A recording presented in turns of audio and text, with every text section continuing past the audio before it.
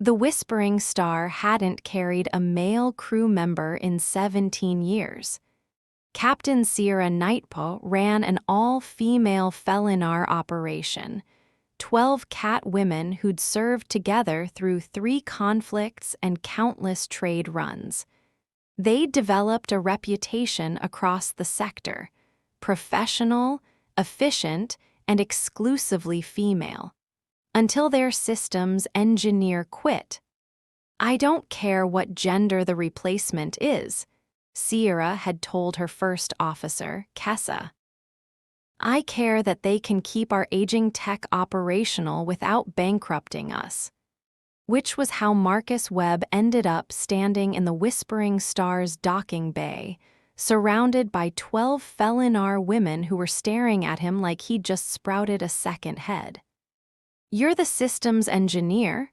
Sierra asked, her tail lashing with skepticism. "You—" Marcus adjusted his glasses, an affectation in an age of corrective surgery, but he liked them, and tried not to stare at the ship's captain.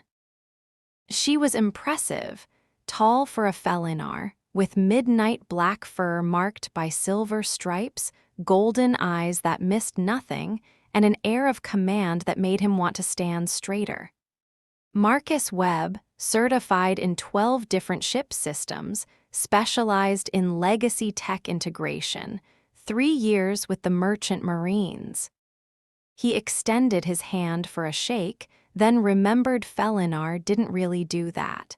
He awkwardly lowered it. "I can fix pretty much anything that runs on electricity." "You're human," observed the first officer, a sleek gray Felinar with skeptical amber eyes. "Very observant," Marcus said before he could stop himself. Several of the crew's ears flattened, aggression or amusement, he couldn't tell yet. He really needed to study Felinar body language better. Captain Sierra's whiskers twitched. "Can you actually handle the work, or did you pad your resume? Give me your worst problem and a toolkit. I'll have it fixed in 2 hours." 2 hours. A rust-colored Felinar snorted. "Our nav computer has been glitching for 3 months. Best techs on 2 stations couldn't solve it.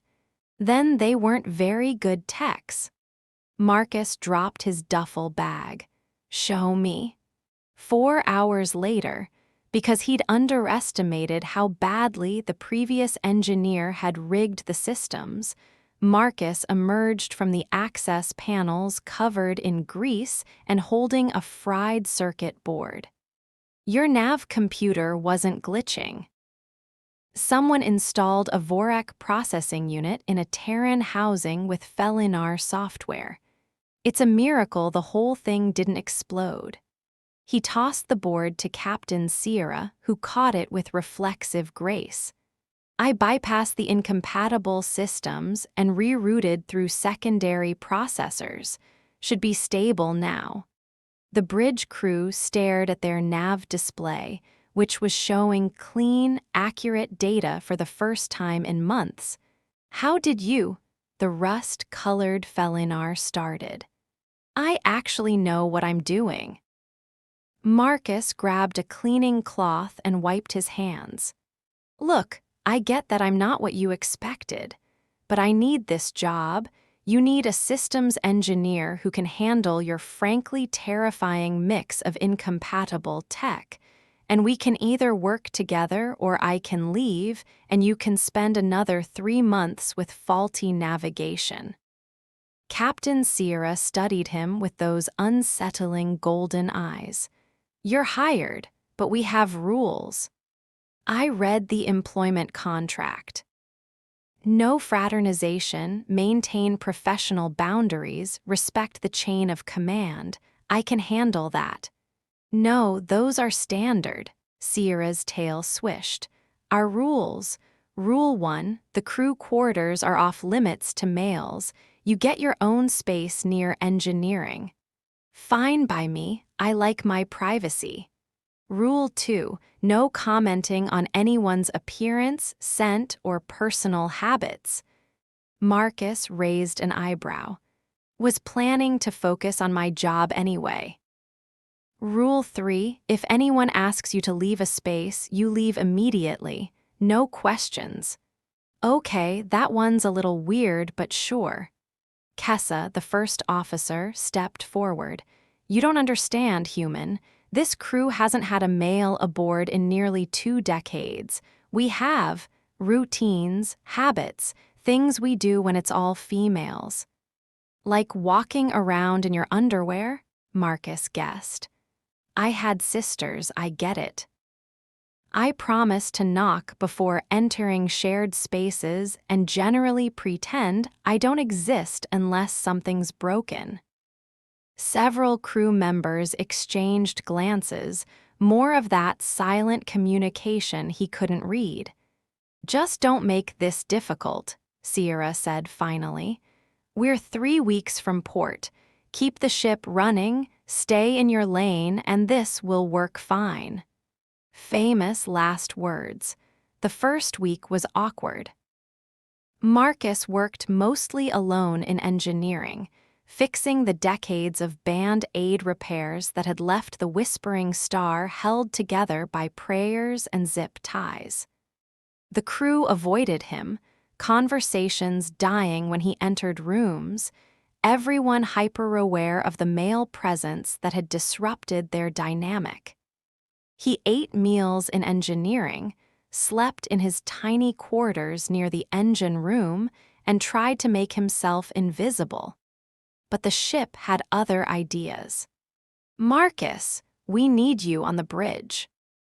Kessa's voice crackled through his comm on day 8. Environmental controls are failing. He arrived to find the bridge uncomfortably warm, crew members shedding their uniform jackets.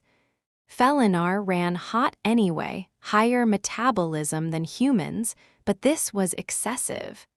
Temperatures climbing, reported Lyra, the helm officer, a young Felinar with bright orange fur. We can't get it to stabilize. Marcus checked the readings and groaned. Your climate control AI is having an existential crisis. Someone updated the software without updating the hardware drivers. Give me 20 minutes. He worked while the crew watched, hyper-aware of how their fur was flattening with heat, how some of them were panting slightly. Felinar didn't sweat, they cooled through respiration, which meant they were genuinely uncomfortable. Sorry about this, Marcus muttered, rerouting code. Whoever did your last software update was an idiot. That was our previous engineer, Sierra said dryly. The one who quit. Then she was an idiot with questionable system architecture skills. Someone laughed, quickly stifled, but definitely a laugh. Marcus got the temperature stabilized and stood, nearly bumping into Lyra, who'd moved closer to watch him work. She jumped back like he'd burned her, ears flat, tail puffed. Sorry, they both said simultaneously. I wasn't trying to, I just wanted to see what you were doing, Lyra stammered. No problem. The process is pretty straightforward once you understand the system conflicts. Marcus pulled up a diagram. See, the AI runs on quantum processors, but the sensors are analog. You need a translation layer or they can't communicate properly. Oh, Lyra's ears perked up with interest. That makes sense. Could you show me how to do that, in case it happens again? Sure, I can write up a guide. No, show me, please. She looked at Captain Sierra. If that's allowed. Sierra's tail swished thoughtfully. Educational purposes. Fine, but in a common area, not his quarters. Why would we? Marcus started, then saw their expressions. Right, your rules, bridge is fine. That became his routine. He'd fix something, and crew members would appear curious, asking questions, wanting to understand how the ship actually worked. Marcus discovered he enjoyed teaching, explaining complex systems in ways that made sense. He also discovered that Felinar were tactile learners. They'd lean close to see what he was doing, their fur brushing his arms. They'd touch components to understand their function, their retractable claws occasionally extending in concentration. It was distracting. "Marcus, can you look at my terminal?" Kessa asked one evening. "It keeps logging me out." He found her in her office, a small space near the bridge, and tried very hard not to notice that she'd changed into off-duty clothes, a simple tunic that showed more of her gray fur than her uniform did. "Probably a security setting issue," he said, focusing on the screen instead of her. "Let me check the authentication protocols." She moved beside him, close enough that he could feel her warmth, hear the soft rumble of her breathing. Felinar body temperature ran several degrees hotter than human. He'd noticed that whenever any of them got close. "You're good at this," Kessa observed. "Better than any tech we've had. I like puzzles. Ships are just big, flying puzzles." "Is that all you like?" Marcus's fingers stilled on the keyboard. Was she? Was that flirting? No, couldn't be. Rule 2, professional boundaries. "I like old Earth music," he said carefully. "Bad coffee, books made of actual paper. Why? Just curious about our human."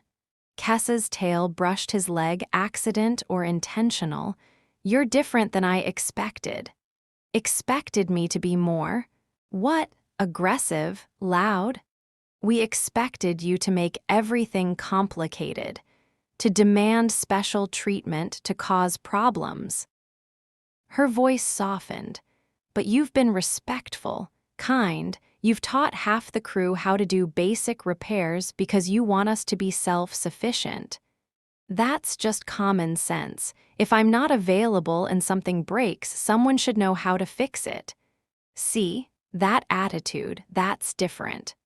Kessa was definitely closer now, her pupils dilating in that way that meant something, interest, arousal. Marcus's brain was desperately trying to remember the Felinar body language guide he'd skimmed. "Kessa, first officer." Captain Sierra's voice from the doorway made them both jump. "A word?" Kessa's ears flattened. "Yes, Captain." She left, throwing Marcus an unreadable look. He stood alone in her office, heart pounding, wondering what the hell had just happened. The next day, things got weirder. Marcus was crawling through maintenance tunnels, replacing power couplings when he heard voices in the adjacent crew quarters. "Can't help it. Have you seen the way he concentrates? It's adorable." "Lyra, he's our engineer. That's inappropriate." "You're one to talk, Kessa. I saw you in your office last night, practically purring at him." "I was not purring." "You were definitely purring. I heard it from the corridor." Marcus froze, torn between announcing his presence and pretending he wasn't eavesdropping. "He's human," a third voice, Sierra, said firmly. "We don't know if he's even interested in Felinar. And more importantly, we have rules for a reason." "Rules we made when we thought males would be arrogant and difficult," Kessa argued. "Marcus isn't like that. He's gentle, smart. He fixes things and then teaches us how they work because he wants us to succeed." "He's also oblivious," Lyra added. "I've been giving him every signal I know, and he just smiles and goes back to work. Maybe he's not interested. Or maybe human courtship works differently." "Or maybe," Sierra said with exasperation, "we should focus on our jobs and stop acting like cubs with our first crush." Silence. Then, "You like him too." "I never said." "Your tail does this little curl when he explains technical things." It's the same curl you used to do around Jessa before she transferred. My tail does not, that's completely, I'm the captain. Even captains can appreciate a good male. Marcus decided this was a really good time to make noise. He banged his wrench against a pipe, loudly, and the conversation above cut off immediately. When he emerged from the tunnel, 3 Felinar women were in the corridor, looking anywhere but at each other or him. Power couplings in Section 7 are replaced, Marcus announced to no one in particular. Should have better distribution now. Thank you, Marcus, Sierra said, overly formal. He fled back to engineering. That night, lying in his quarters, Marcus tried to process. Multiple crew members were interested in him. That seemed impossible. He was a tech geek who'd worn the same hoodie for 3 days straight and had motor oil under his fingernails. But Felinar were different. Maybe they valued different things. Competence over appearance. Kindness over confidence. Or maybe he was reading way too much into overheard conversations and professional courtesy. His door chime sounded. Marcus opened it to find Captain Sierra standing there, out of uniform, wearing casual clothes that somehow made her more intimidating. "We need to talk," she said. About the fact that my crew is falling apart over you and you seem completely unaware." Marcus stepped back, letting her in. His quarters were tiny, just a bed, a desk, and a trunk, but Sierra made them feel even smaller just by being there. "I'm not trying to cause problems," he said. "I know." "That's what makes this difficult." Sierra sat on his desk chair, her tail curling around the legs. "Do you know anything about Felinar biology, our social structures? Some, you're matriarchal, female-dominant. Males are rare in military and commercial ships because they tend toward, what was the word, territorial aggression? Close enough. Males compete for dominance for mates. It causes conflict in close quarters." Sierra's ears twitched, which is why most crews are single-gender. "Female crews work well together. Male crews," she shrugged. "They exist, but they're volatile." "Okay, so hiring me was a risk." "Yes, but you're not behaving like a typical male, Felinar or otherwise. You're not competing for status. You're not marking territory or displaying aggression. You're just competent and kind." "That's bad. It's confusing." Sierra leaned forward. "Felinar females are attracted to competence, to males who can provide, protect, solve problems. You've spent 2 weeks proving you can do all those things, and my crew, my all-female crew that hasn't had to think about male attraction in years, doesn't know how to handle it." Marcus sat on his bed, processing. So when Kessa was in her office and Lyra keeps asking questions and half the crew finds excuses to be in engineering. They're interested, yes. Oh, his brain short-circuited. "Oh, the question is," Sierra continued, her golden eyes intense, "are you interested back?" I don't know." Marcus ran his hands through his hair. "I mean, you're all beautiful and intimidating and frankly terrifying, but I'm just the tech guy. I fix things, I'm not. I don't know how to handle 12 women being interested." "Not 12, 7 by my count." Sierra's whiskers twitched with amusement. "The others see you as a useful colleague, but 7 crew members are definitely interested." "7? Including me?"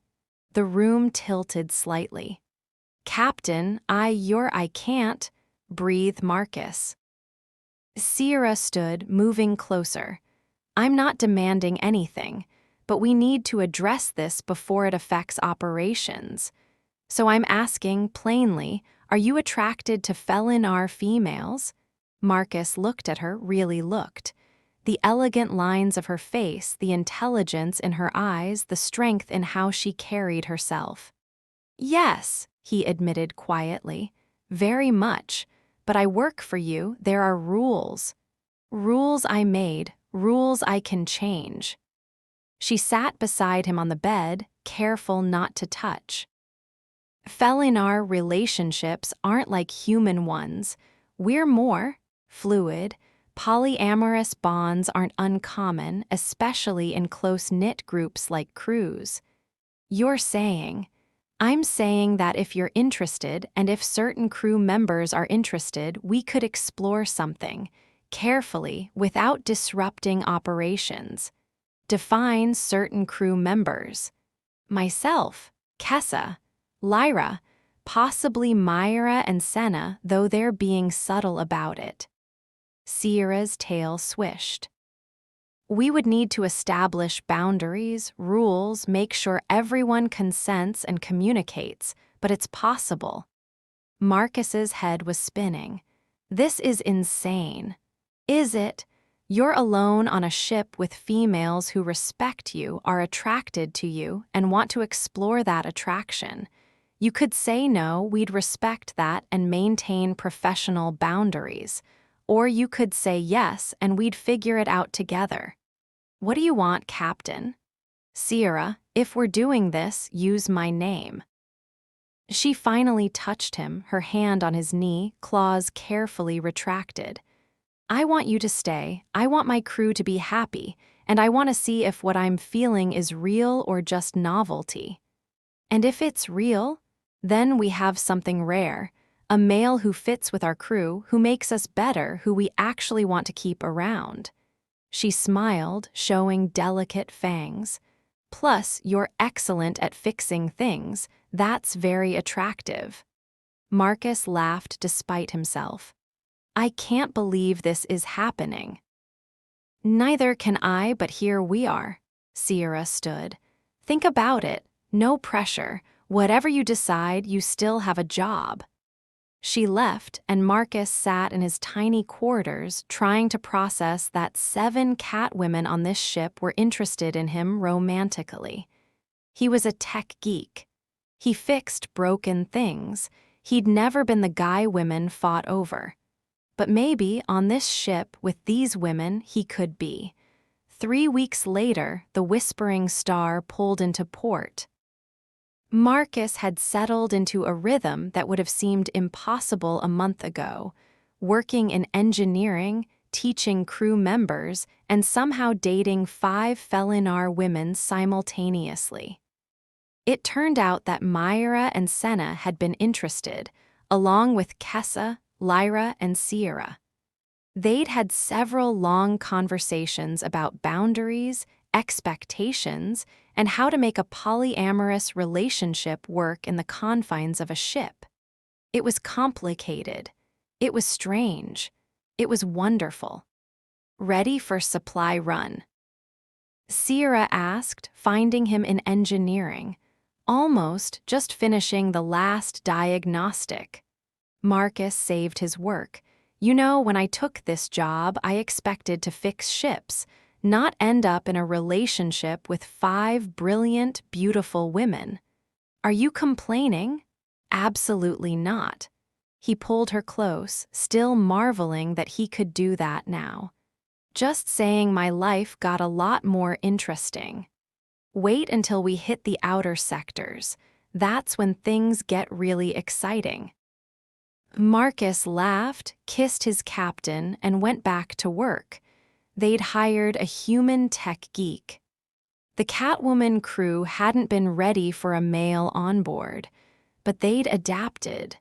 And somehow they'd found something none of them expected, a family that worked despite all odds.